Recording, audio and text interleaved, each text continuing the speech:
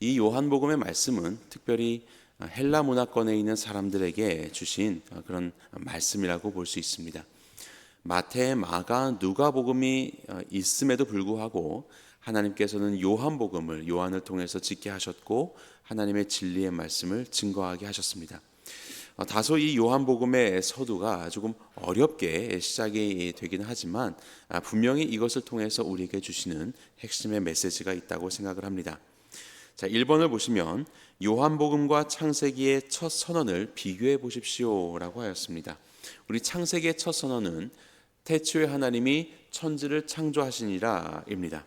이것과 요한복음 1장 1절은 매우 유사한 것을 보게 되죠. 태초에 말씀이 계시니라라고 이야기하였습니다.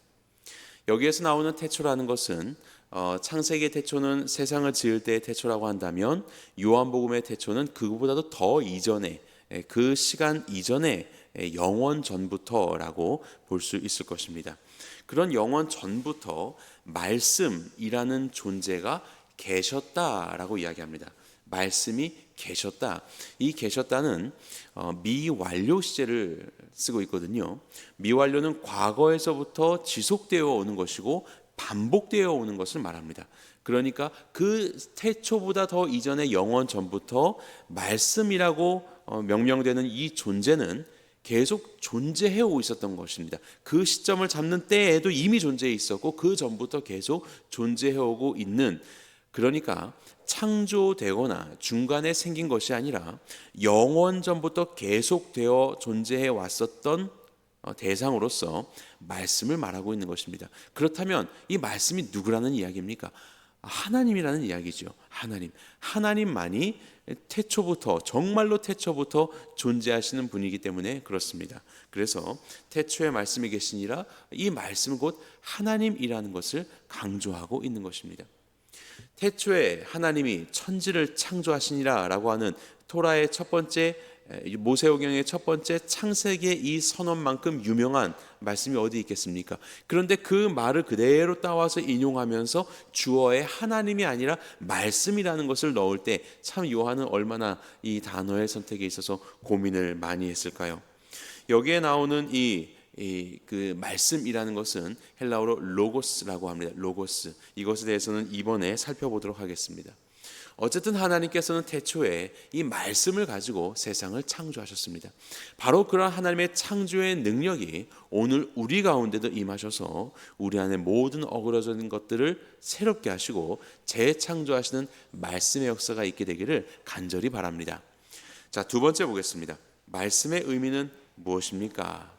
자, 이 로고스라는 것은 어떤 의미를 가지고 있는가? 크게 두 가지의 배경을 살펴볼 수 있습니다. 먼저는 헬라적인 배경이죠. 당시 로마, 그리스의 이 배경에 있어서 로고스라는 것은 잘 알려져 있던 것이었습니다. 고대 그리스에 두 가지 그 큰 철학의 그 파가 있었는데 하나가 플라톤이고 하나가 스토아 학파입니다. 플라톤도 소크라테스의 제자고 스토아 학파에 만든 사람도 소크라테스의 제자입니다. 이 두 학파는 서로 닮은 듯 좀 다른 모습을 가지고 있는데요. 먼저 플라톤은 우리의 이 살아가는 세상, 이 현실 세계, 이 감각적인 세계, 이 세계가 있는 것뿐만이 아니라 이 세계의 본질적인 모습의 세계가 또 있다고 보았습니다. 그것을 이데아라고 이야기합니다. 이데아. 본질적인 세계, 존재의 본질과 목적과 참이라는 것은 다 거기에 있습니다. 그리고 이 현실은 그냥 그것을 보여주고 있는 현상일 뿐인 것이에요. 그래서 이 현실의 세계와 이데아의 세계가 있는데 이 이데아의 세계에서의 그러한 이상적인 것들을 만들어내고 운영하고 있고 원리로서 작용하는 것이 로고스입니다. 그래서 헬라적인 배경에서 로고스는 한마디로 원리 이렇게 보면 되겠습니다. 원리, 법칙, 원리입니다. 그럼 현 세계를 살아가는 우리가 어떻게 이 이데아에 대한 것들을 알 수 있는가? 그것은 인간의 영혼에 있는 어떤 씨앗이 있어서 그것이 가능한 것인데 그 씨앗이 바로 로고스입니다. 우리 인간의 영혼은 이 이데아의 세계를 알 수 있는 힘이 있습니다. 이 로고스로 돌아가고 있는 이 세계를 알 수 있는 힘이 있습니다. 그게 로고스예요. 우리 안에 영혼에 있는 로고스. 그래서 그것을 가지고 깨달음이 있을 때에 그 로고스를 가지고 특별한 그 로고스를 깨닫고 그리고 그 이데아의 세계를 경험하게 되는 것, 이것이 바로 구원이라고 할 수 있습니다. 그래서 현실의 세계를 살아가지만 이데아의 세계를 경험할 수 있도록 매개하는 역할을 로고스가 하고 있는 것이죠. 자, 그와는 조금 다르지만 비슷하게 스토아 학파가 있습니다. 스토아 학파는 세상을 둘로 구분하지 않고 하나로 생각을 하였습니다. 우리가 보는 자연 만물과 또 우리의 모든 이성적인 것들이 결국 이 세상 안에 있는 것입니다. 그러면 이 자연 만물을 돌아가게 하고 있는 법칙과 원리들, 그것은 무엇이냐? 그걸 로고스라고 보았어요. 결국 이 로고스가 세상을 더 이롭게 만들고 세상을 윤택하게 하고 복되게 만들고 행복하게 만드는 것입니다. 그저 살아가는 것이 아니라 진짜 세상의 법칙이 무엇인지를 알고 그것에 순응하며 살아갈 때 우리는 행복할 수 있는 것이라고 생각했던 것입니다. 그래서 그것을 로고스라고 이야기하였고, 그 로고스를 알고 로고스를 깨달아갈 때 이 세상을 살아가면서 정말로 복된 삶을 살아갈 수 있다. 이것이 바로 스토아 학파의 이야기였습니다. 자, 두 개가 뭐 세상이 하나든 둘이든 뭐 상관없이 어쨌든 로고스라는 것은 세상을 존재하게 만들고 돌아가게 만들고 의미를 부여하고 참이라는 것을 알려주는 바로 그런 개념이라고 볼 수 있겠죠. 이 원리입니다. 이것이 헬라적인 배경에서의 로고스입니다. 그리고 또 하나 말씀이라는 것에서 유대교적인 배경이 있습니다. 이게 하나님의 말씀이죠. 구약 성경에 나오는 말씀이요.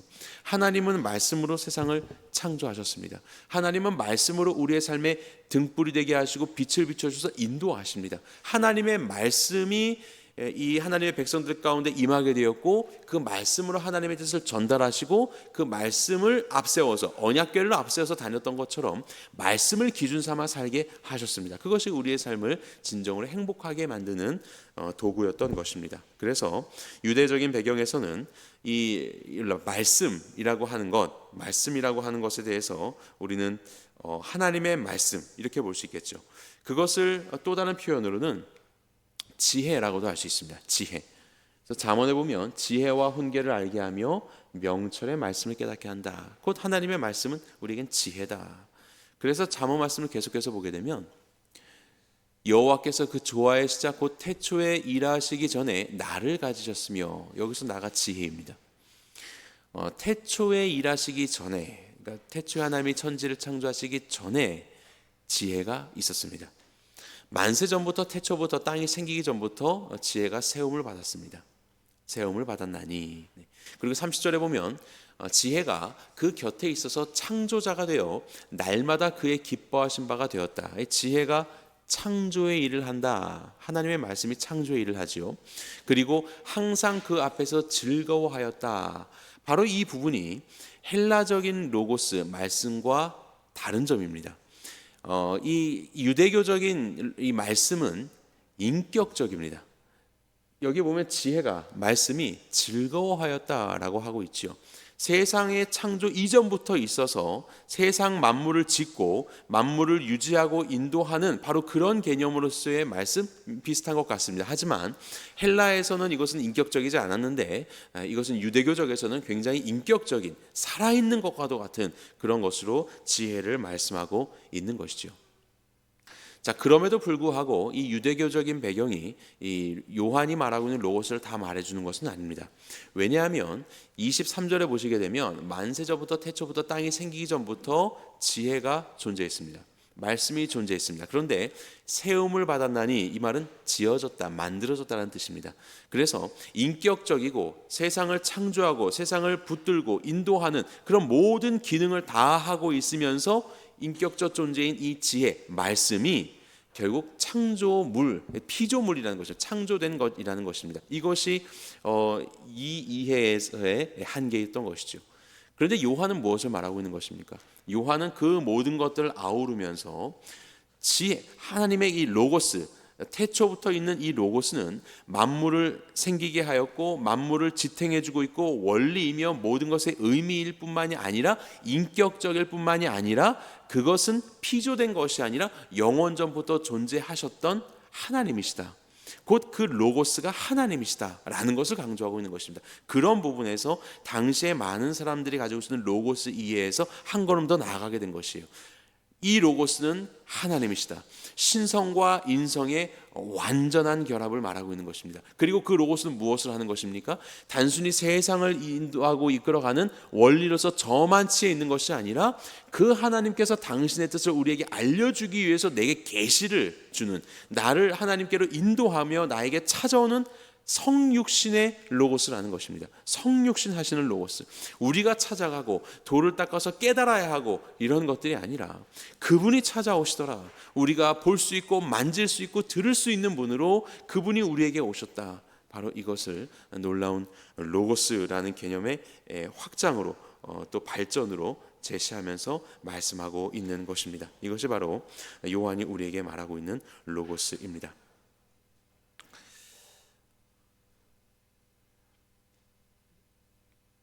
그래서 사복음서에 보게 되면 마태복음은 유대인의 왕으로 오신 예수님을 강조한다면 마가복음은 세상을 주관하시는 기적과 능력의 예수 그리스도, 기적을 많이 강조하거든요. 그것을 이야기합니다. 누가복음을 보게 되면 유대인의 왕뿐만 아니라 모든 인류의 구원자로 오시는 예수님, 그래서 아담까지 거슬러 올라가는 족보를 소개를 하고 있죠. 아브라함뿐만이 아니고 이것이 누가복음입니다. 그런데 요한복음은 예수 그리스도는 하나님이신 분이다. 성육신하신 하나님이시다. 이것을 우리에게 강조하고 있는 것입니다. 자, 그러면 3번 보겠습니다. 그 로고스가 오셔서 하나님이 우리에게 계시로 오셔서 그 안에 빛이 있었고 이 빛은 사람들에게 이제 생명이 되었는데 3번 5절 말씀 보도록 하겠습니다. 빛이 어둠에 빛이 돼 어둠이 깨닫지 못하더라. 어둠의 일은 무엇입니까?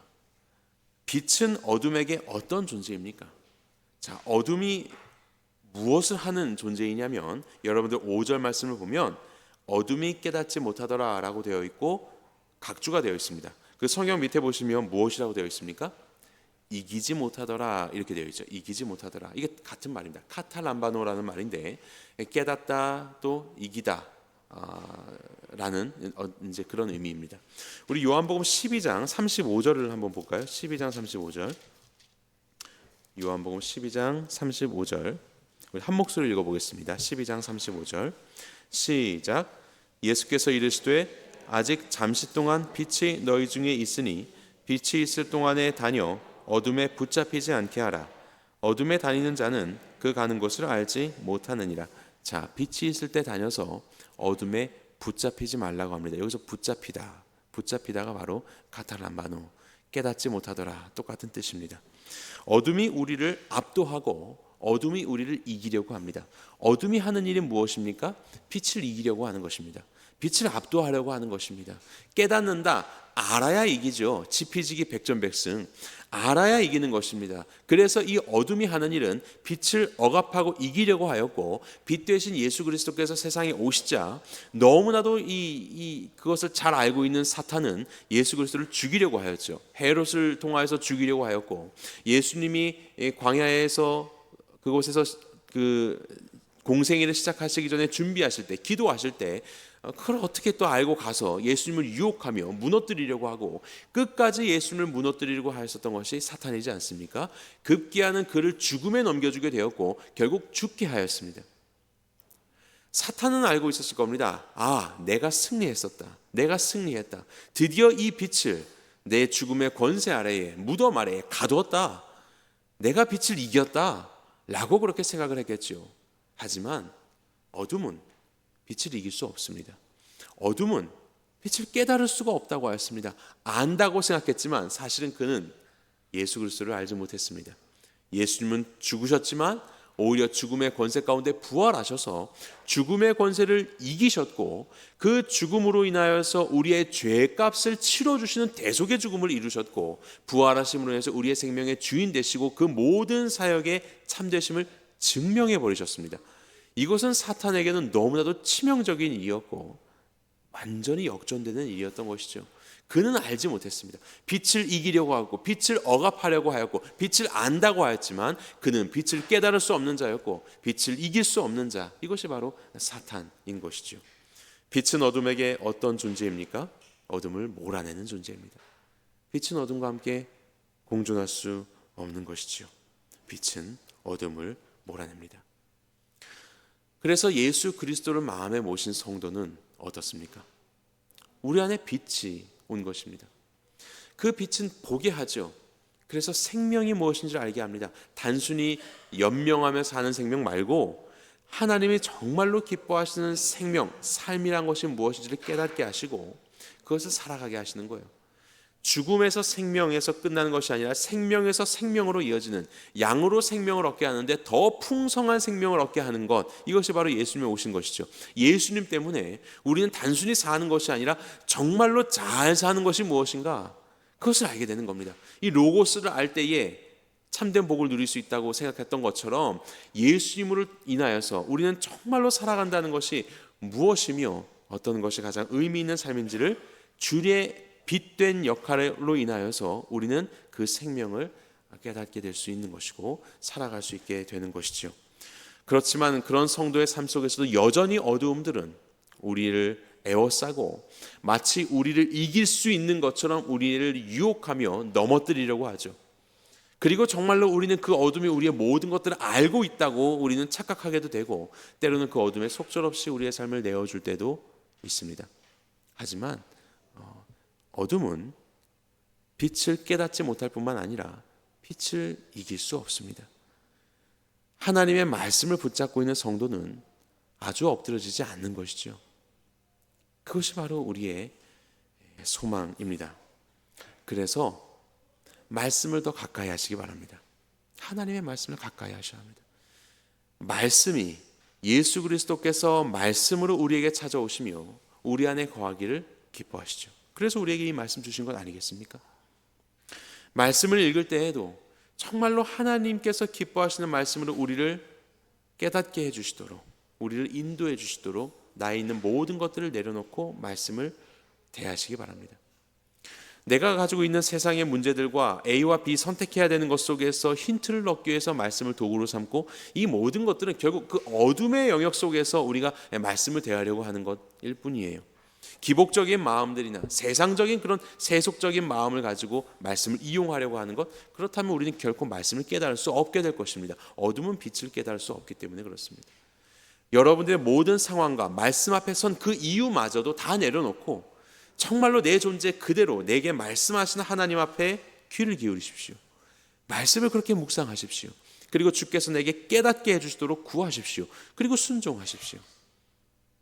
정말로 그렇게 말씀을 읽다 보면요, 이 말씀이 나를 읽으면서 내가 생각했었던 것과 내가 가지고 있었던 질문들과 문제들과 상관없는 하나님께서 나에게 찌르고, 이 말씀으로 찌르고 나에게 보게 하시고 그것을 드러내시는 그런 말씀의 역사를 경험하게 됩니다. 정말로 말씀이 살아있어서 내가 생각하는 그 법칙에 따라서 여기 좋은 말씀이 이렇게 있구나 라고 내가 취하는, 그것은 손자병법 취하는 것이고 세상의 처세술 취하는 것이죠. 그런 것이 아니라 정말로 이 말씀이 살아있어서 이런 나를 아시고 나에게 정말로 적실한 말씀을, 나도 알지 못했었던 나를 아시는 주님께서 그렇게 나를 비춰주시고 그 말씀을 주셔서 그 안에 진짜 생명을 가지고 살아갈 수 있는 성도가 되게 하시는 일들이 우리의 삶에 펼쳐질 수 있다는 것입니다. 내 안에 있는 모든 생각과 마음 다 내려놓고 하나님의 말씀을 말씀 그대로 순전한 마음으로, 전심의 마음으로 대하시기 바랍니다.